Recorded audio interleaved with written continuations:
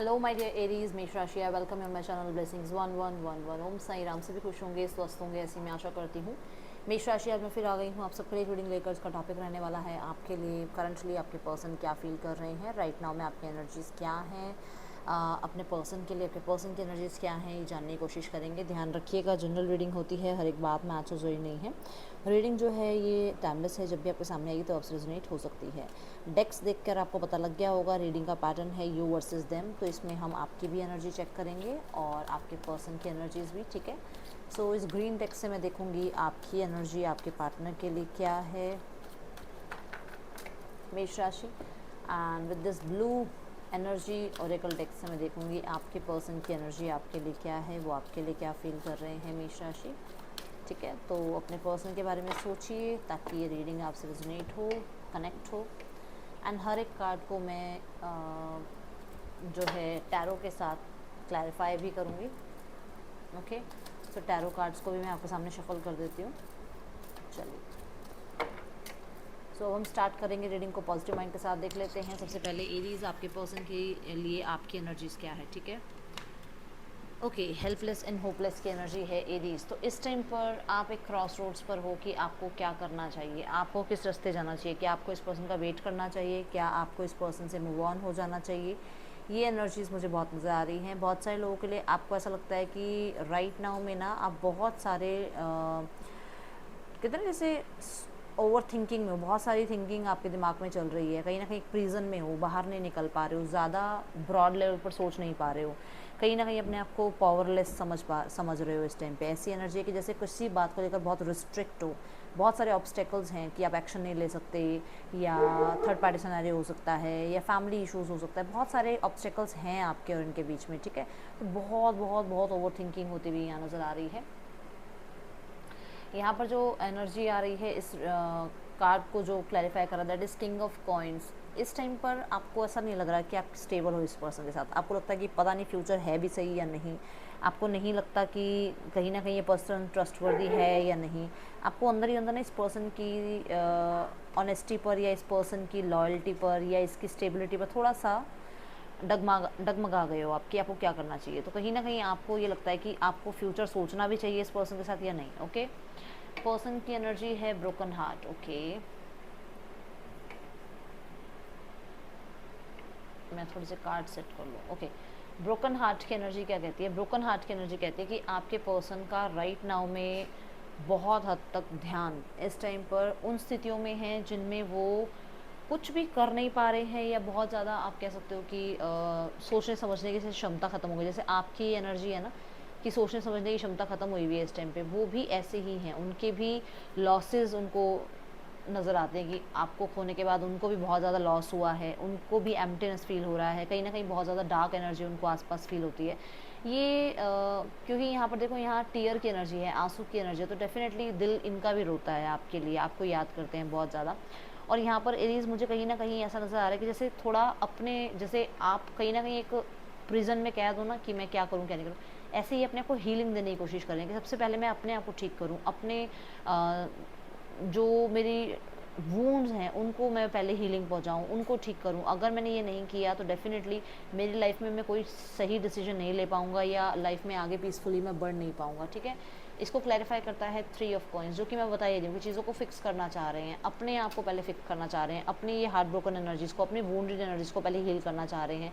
ऐसी स्थितियाँ मुझे नज़र आ रही हैं। 3 ऑफ कॉइंस मुझे यहाँ पर ये बता रहा है कि कहीं ना कहीं आपके पर्सन किसी प्रोफेशनल का इस चीज़ में साथ ले रहे हैं। हो सकता है किसी साइकिक, किसी हीलर के पास जाते हैं, किसी कंसल्टेंट के पास जाते हैं, डॉक्टर के पास जाते हैं, मतलब किसी तो मेडिकल फील्ड में कोई कोई हो सकता है, कोई फ्रेंड है जिनसे ये गाइडेंस लेते हैं। डेफिनेटली ऐसा कुछ मुझे यहाँ पे नज़र आ रहा है कि हाँ, ये पहले खुद की जो अभी हालत है उसको ठीक करना चाहते हैं। क्योंकि इन्हें मैं एक क्लियर कट लाइन बोलूँ तो मैं सच में ऐसा मुझे ऐसा लग रहा है कि शायद ये रोते भी हैं, और इनको कुछ लोग समझाते भी हैं कि इन्हें मूव ऑन हो जाना चाहिए, इन्हें अपने लाइफ में अपने काम करियर को ज़्यादा टाइम देना चाहिए, ठीक है, ताकि ये बिजी रहें। ओके, आपकी एनर्जी में आ रहा है फाइन बैलेंस। फाइन बैलेंस क्या कहता है कि कहीं ना कहीं आपको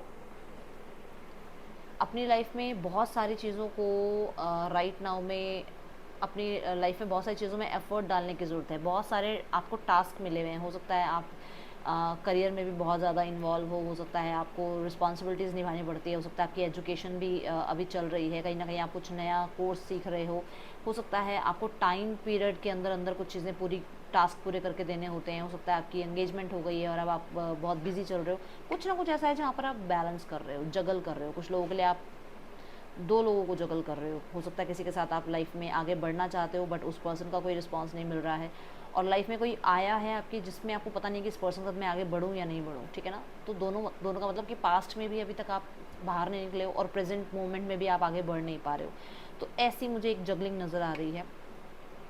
कुछ लोगों के लिए यहाँ पर ऐसा है कि जैसे फ्लेक्सिबल होना आपके लिए ज़रूरी रहेगा, या आप ऐसा सोच रहे हो कि आपको फ्लेक्सिबल हो जाना चाहिए, थोड़ा सा आपको बैलेंस कर लेना चाहिए लाइफ में, ठीक है, ये चीज़ें नज़र आ रही हैं।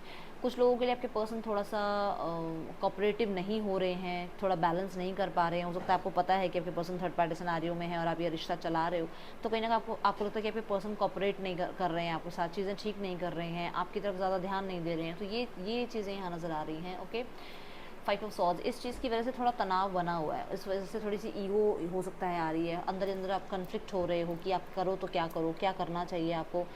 आपको ऐसा लगता है कि आपको ईगो को आप सेटिस्फाइड करो या आप सोसाइटी को सेटिस्फाइड करो या आप अपने आप को सेटिस्फाइड करो, ये चीज़ें बहुत चल रही हैं आपके दिमाग में। ओके, पर्सन की एनर्जी में है जर्नी क्या कहता है, जर्नी ये कहता है कि कहीं ना कहीं आपके पर्सन को डेफिनेटली एक होप है कि जो भी अभी लाइफ में चल रहा है, जो भी सिचुएशन चल रही है, उससे डेफिनेटली आगे बढ़ेंगे, उससे आगे जाकर कुछ चीज़ें ठीक होंगी, कहीं ना कहीं इस स्थिति में जो भी स्टक है वहाँ मोमेंट ज़रूर आएगा, रिकन्सिलेशन हो सकता है, कहीं ना कहीं आप लोगों के बीच में हो सकता है लॉन्ग डिस्टेंस रिलेशनशिप भी है, देखो यहाँ भी नंबर 2 है, यहाँ भी नंबर 2 है, तो कहीं ना कहीं ऐसा है कि दोनों रिकन्सिलेशन चाहते हो सकता है लॉन्ग डिस्टेंस रिलेशनशिप है, ट्रैवल करके आपके पर्सन को आपकी तरफ आना पड़े, या ट्रैवलिंग एक तरह से ये मेंटल ट्रैवल करते हैं आपकी तरफ, डेली आपके बारे में सोचते ज़रूर हैं, बट जिम्मेदारियां हैं जिनको निभा रहे हैं और उन जिम्मेदारियों को निभाने की वजह से ज़्यादा बातचीत या ज़्यादा आपसे कनेक्ट कर नहीं पाते हैं, सिर्फ सोचते ज़रूर हैं आपके लिए, ठीक है।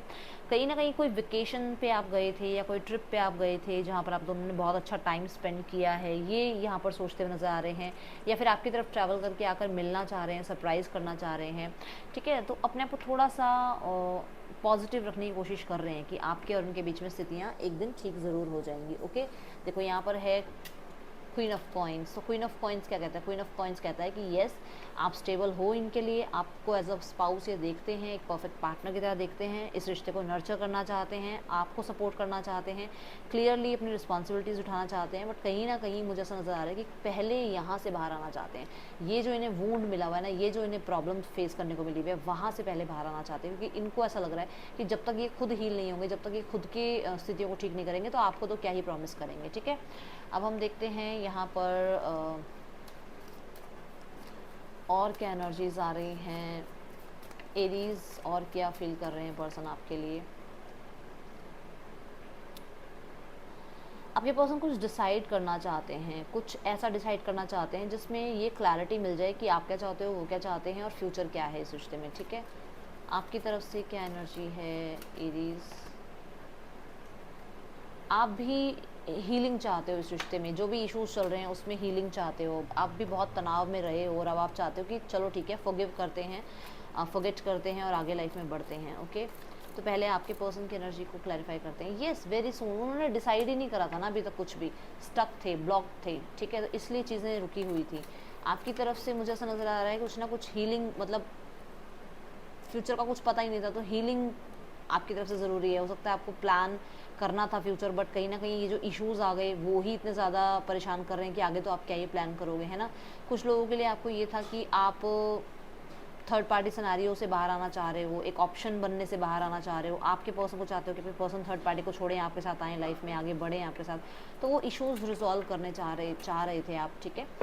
लेट्स चेक यहाँ पर मैसेजेस क्या हैं पर्सन की तरफ से। मैं यहाँ ये भी बोलूँगी कि एक तरह से होपफुल तो आप भी हो, होपफुल तो हो कि आपके पर्सन थर्ड पार्टी को छोड़कर आपकी तरफ आएंगे, या आपके पर्सन जो है वापस आएंगे, उनका कांटेक्ट मैसेज आएगा, आप फ्यूचर प्लान करोगे उनके साथ, एक होप आपके अंदर भी है यहाँ पर एरीज, ठीक है। सीक्रेट्स, आपके पर्सन को लगता है कि उन्होंने आपको अभी तक सब कुछ सही नहीं बताया या सब कुछ नहीं बताया, या उनकी लाइफ में जो हो रहा है वो उन्होंने आपको बताया नहीं है। अनएक्सपेक्टेड, आपके पर्सन को लगता है कि जैसा वो चाह रहे थे ना वैसा सब कुछ हुआ नहीं है, ओके। उन्हें नहीं लगता था कि आप उन्हें छोड़ दोगे, उन्हें नहीं लगता था आप मूव ऑन हो जाओगे, उन्हें नहीं लगता था कि आपको सब कुछ पता चल जाएगा, उन्हें नहीं लगता था कि उनके अकॉर्डिंग चीज़ें नहीं चलेंगी। अगर उन्होंने आपसे सीक्रेट्स रखे हैं तो कहीं ना कहीं वो कुछ ना कुछ तो प्लान कर ही रहे थे, ठीक है। ये एनर्जीज यहाँ दिख रही हैं। लेट्स चेक यहाँ पर आपके पर्सन के जो मैसेज आए हैं ये क्या, किस लिए हैं, सीक्रेट्स की एनर्जी क्यों है यहाँ पर, ठीक है। सीक्रेट्स की एनर्जी, इन्होंने आपको बताया नहीं है कि ये मैरिड है, इन्होंने आपको बताया नहीं है कि आपसे मैरिज करना चाहते हैं, इन्होंने आपको बताया नहीं कि इनकी फैमिली आपको पसंद करती है नहीं करती है, इस बारे में आपको बताया नहीं है।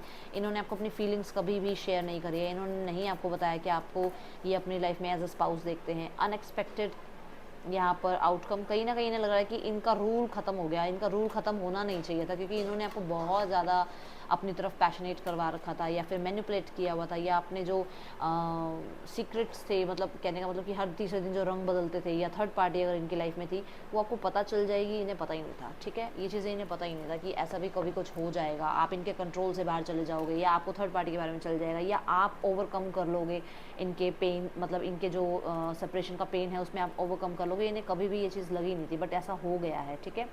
लेट्स चेक इस पर्सन का नेक्स्ट एक्शन आपकी तरफ क्या हो सकता है। एरीज पर्सन क्या नेक्स्ट एक्शन ले सकते हैं आपकी तरफ। एरीज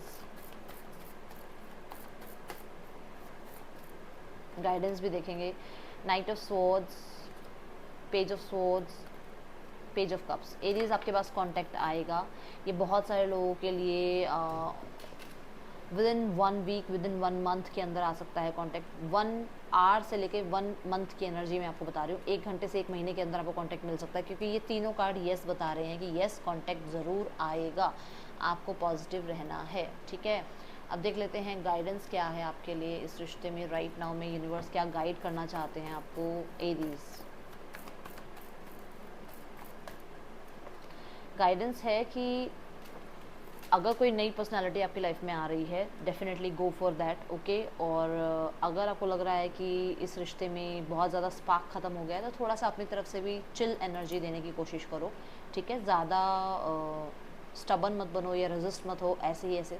अगर एज अ फ्रेंड भी रिश्ता चलता है तो उसे चलाओ, धीरे धीरे रिश्ते में जो है एक दूसरे की अंडरस्टैंडिंग बिल्ड होगी और रिश्ता ठीक हो जाएगा, ठीक है। ये थी रीडिंग आपके लिए। थोड़ा सा इमेच्योर बिहेव मत करो, और अगर बहुत ज़्यादा सीरियस हो रहे हो, बहुत मेच्योर हो रहे हो तो थोड़ा सा ऐसे हो जाओ कि हाँ ठीक है, इतना भी सीरियस नहीं होना लाइफ में, प्लेफुलनेस की एनर्जी में आ जाओ, ठीक है।